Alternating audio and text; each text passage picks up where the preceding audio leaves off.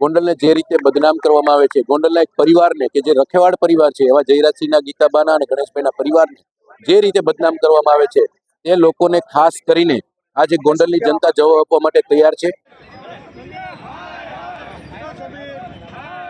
આજે ગોંડલમાં ગરમાવાનો માહોલ જોવા મળી રહ્યો છે। સુરત ખાતેથી પેશ કથિરિયાની આગેવાનીમાં એક બેઠક બોલાવી ગોંડલના મામલે ચર્ચાઓ કરી હતી અને ત્યારબાદ ગોંડલનો મામલો વધુ ગરમાયો હતો। હાલ ગોંડલ ખાતે જિગીશા પટેલ સહિતના પાટીદાર આગેવાનો અલ્પેશ કથિરિયાની આગેવાનીમાં પહોંચ્યા છે, ત્યારે સામા પક્ષે ગણેશ ગોંડલ અને જયરાજસિંહના સમર્થનમાં પણ કેટલાક લોકો રસ્તા પર જોવા મળી રહ્યા છે। હાથમાં પ્લેકાર્ડ લઈ ગણેશ ગોંડલ, ગીતાબા જાડેજા અને જયરાજસિંહ જાડેજાના સમર્થનમાં ગોંડલમાં હાલ લોકો જોવા મળી રહ્યા છે।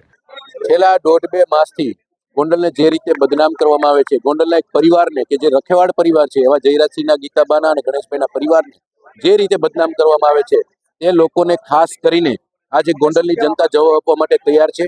આજે આપ સૌ જાણો છો કે ગોંડલ વિકાસશીલ ગોંડલ છે, એની અંદર આ ભગવત ભૂમિ ગોંડલ છે, એની બદલે આવા આવારા તત્વો જ્યારે ગોંડલને મિર્ઝાપુર તરીકે 200-500 કિલોમીટર દૂર બેઠેલા સાબિત કરવા માંગતા હોય ત્યારે ગોંડલની જનતા આવા તત્વોને જવાબ દેવાની તૈયારી રાખે છે અને એટલા માટે આજે ગોંડલના એક ચોકની અંદર દરેક જગ્યાએ સ્વયંભૂ રીતે લોકો એકત્રિત થયા છે અને આવતા મહેમાનો આજે અમાસના સારા મુહૂર્તમાં આવે છે એમને જવાબ દેવાની અમારી તૈયારી। ગોંડલના પ્રવેશ દ્વાર પર સુરત ખાતેથી આવી રહેલા પાટીદાર આગેવાનોના સ્વાગત માટે અને તેમને જ્ઞાતિવાદના નારા સાથે આવકારવા માટે તૈયાર હોય એ પ્રકારનો હાલ માહોલ ગોંડલમાં જોવા મળી રહ્યો છે।